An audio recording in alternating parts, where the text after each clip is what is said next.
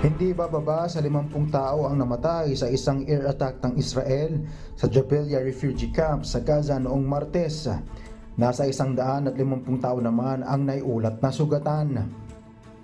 Kumpirmado rin ang pagkamatay ni Senior Hamas Commander Ibrahim Biari.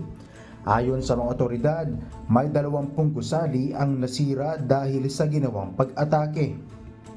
Nagkaroon naman ng kasunduan sa pagitan ng Hamas at Egypt na papasukin sa Rafah ang 81 na mga nasugatan upang dalhin sa ospital sa Egypt.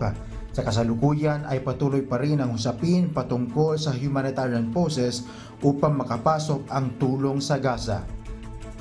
Chris Fugaban, UNTV News and Rescue, Diyos ang aming sandigan, serbisyo publiko ang aming pinahahalagahan.